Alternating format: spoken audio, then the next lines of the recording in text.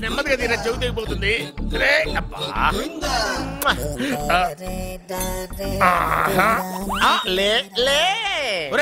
అమ్మయ్యా, ఇప్పటికైనా నన్ను లేపాలనిపించింది.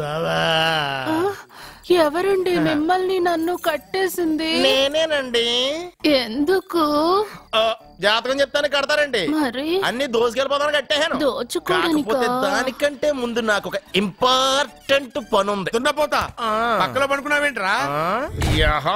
ఏది ఏం చేస్తున్నావురా? నేను ఇక్కడికి వచ్చో వారం రోజులు అయింది. నీ గురించి అత్త 100 సార్లు చెప్పింది. ఏమని? నీ వల్ల ఏమీ ఉపయోగం లేదని. మరి ఇప్పుడు నువ్వేం చేస్తున్నావు? అరే అరే రే, అది నేను పెళ్లికి పెట్టిన ఉంగరం రా. ఈ చేతి కంటే నా చేతికి ఉంటేనే బాగుంటది. రే రే రే రే రే రే రే రే ఏం చేస్తున్నావు రా?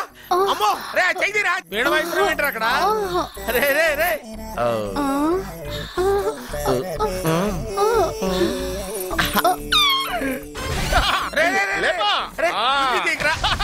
వేస్ట్ ప్లేసే కదా. అబ్బా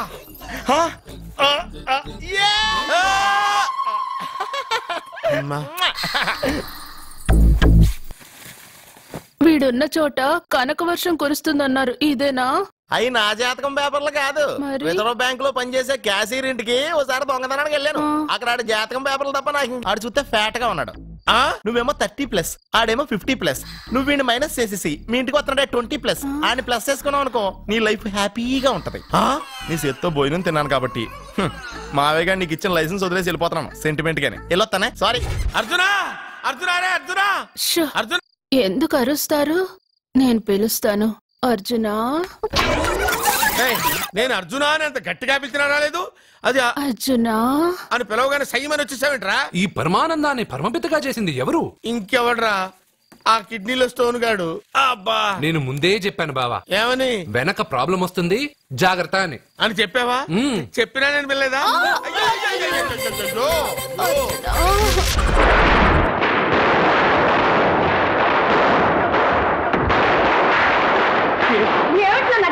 ఏమిటి అల్లరి?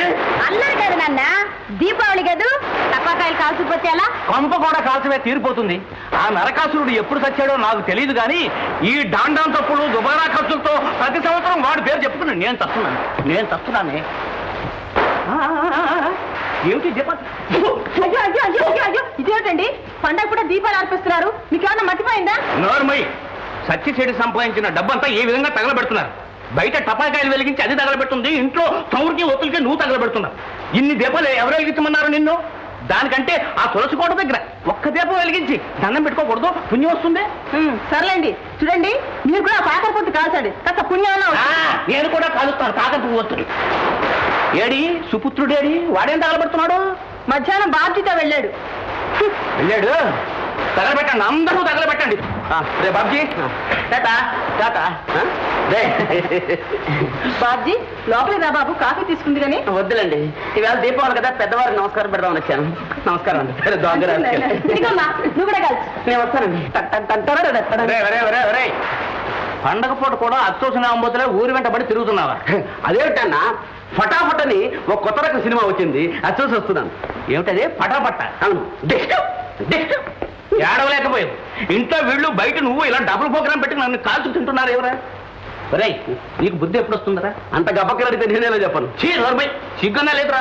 నీ వయసులో ప్రయోజకున్నాయి, పెళ్లి చేసుకుని ఒక బిడ్డను కూడా కన్నాను రా. అది ఒక గొప్పేంటి. నాకు కూడా పెళ్లి ఉంటే 2 బిడ్డలు కానీ తండ్రికి మించిన కొడుకునని పెంచుకునేవాడిని. విన్నావా నీ కొడుకు పైత్యం? ఇందాకటి నుంచి వింటూనే ఉన్నా మీ పైత్యం. అయినా పండగ పూట కూడా ఇదేమి రుసరుసలా అండి. అమ్మ సరస మారింది.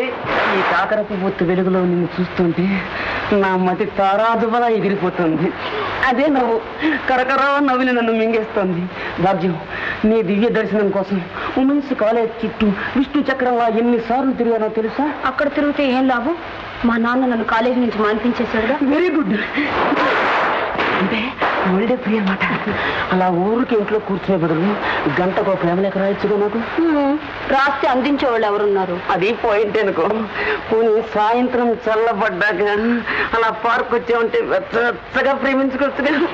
సాయంత్రం 5 గంటలకు నా టైపింగ్ క్లాస్ ఉందిగా. ఏమిటి టక్క టక్క నేర్చుకుంటావా?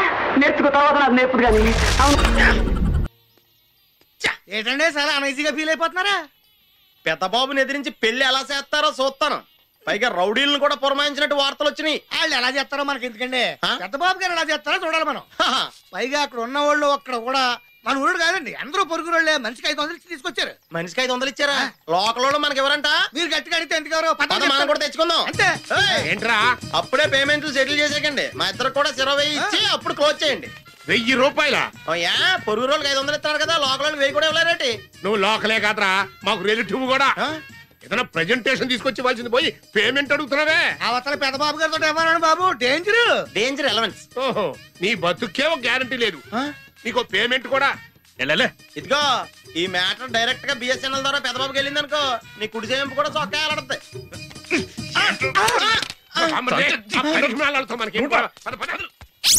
నువ్వేంట్రా అంత సాకులో ఉన్నావు? నా సెల్ అండి. మీ సెల్ అయితే నా సెల్ అయితే మీ సెల్లే కదా, అన్యాయంగా పగిలిపోయింది.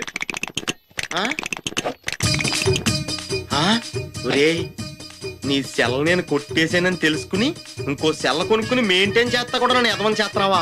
చెప్తాను రా, అర్థమైన వాళ్ళు చేత నన్ను కొట్టిస్తావా? చెప్తాను. రే బిఎస్ఎన్ఎల్ పోతే పోయింది, రారా లోపల బోల్డెన్ టాటాల బిర్లాలో ఉన్నాడు, కలెక్ట్ చేద్దాం. అలాగే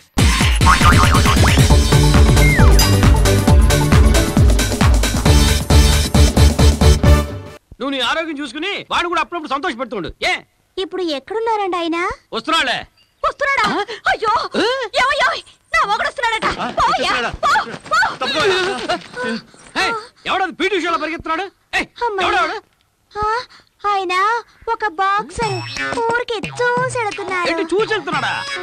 ఓహో, ఆ రూట్ లో పోతుందా కథ. ఈ మొగుడు 1 వేలో వెళ్తుంటే నువ్వు హైవేలో వెళ్తున్నావా? ఇది రత్తాలు పోతే పోయారు గానీ యాక్సిడెంట్ చేసుకోకండి, యాక్సిడెంట్ చేసుకోకండి. తోలేవాడు సరిగ్గా తోలితే యాక్సిడెంట్ ఎందుకు అవుతుంది? పోతే ఈ విషయం మన మధ్య ఉండాలి. నా మొగుడు గనక తెలిస్తే తెలిస్తే నువ్వే ఉంచుకొని పోషించాలి. నేనా?